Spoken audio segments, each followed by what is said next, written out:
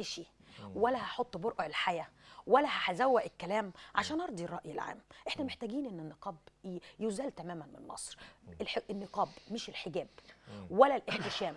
حريه المراه يعني ترتدي كيف ان شاء الله تلبس لبس مجرجر على الارض. ده طالما مش خافيه الهويه. احنا بنتصور في البطاقه بايه؟ بوشنا. المنتقب على فكره وشها ظاهر في البطاقه. هي دي هو ده الختم، هي دي البصمه. انا عشان اتعرف على حضرتك، اتواصل مع حضرتك، لازم ابص لوشك. لو حضرتك بتكلمني من ورا نقاب انا هتفضل بالنسبه لي غامض. حتى لو مدرس، حتى لو دكتور، انا محتاجه لحاله من التكشف للهويه، مش تكشف للجسم ولا للعوره ولا للعري. احنا لا نبارك العري. مين قال ان الستات المصريات بيباركوا العري؟ احنا لما بنشوف بنت ماشيه في الشارع مبتذله او خارجه عن حدود الادب بيتبص لها بصه مش كويسه. انا بقول لبنتي ما تخرجيش مع البنات دي. يعني هل ده معناه ان انا بتهم البنات دي او عايزه اضربهم مثلا؟ برضو ما احنا ضد العنف تجاه برضو العناصر دي، لان في فتره المراهقه البنت قد دماغها تيجي كده، دماغها كده، وبيحصل لها تقويم. فاحنا مش اوصياء على الاخرين، لكن احنا عندنا قانون بيحكم الشارع المصري. حضرتك لو مشيت دلوقتي في الشارع المصري، اولا في 90% من المجتمع المصري محجبات. الشيء اللي حضرتك يعني 90% في الشارع المصري محتشمات.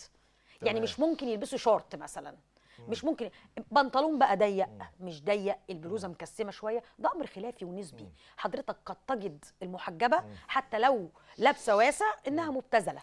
جميل. طيب استاذ احمد، عايزه اقول بس مؤخرا اتفضل.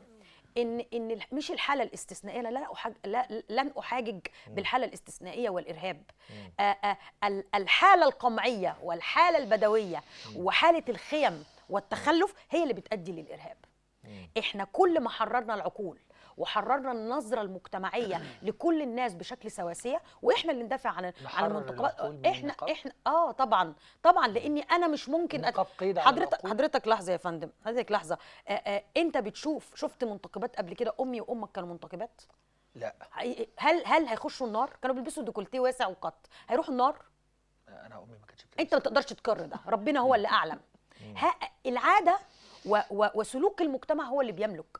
احنا مش ممكن نستحمل ولا نوافق ان مصر هويتها الوسطيه تختفي. احنا مش هنقبل ده، ومش هنقبل ان احنا كلنا نبقى خارجين ماشيين ملثمين. يعني هل تعتقد ان سيبك من المراه، احنا بنتكلم عن مرأة تعبانين قوي بسبب المرأة انها عوره، شايفينها عوره. لو الرجل سمح ليه ان هو يبقى حر في لبسه وراح بقى ملثم، بقت الرجاله ماشيه في الشارع ملثمين، هل القانون يمنع ده ولا لا؟ لا. لو كل الناس لا طبعا يمنع.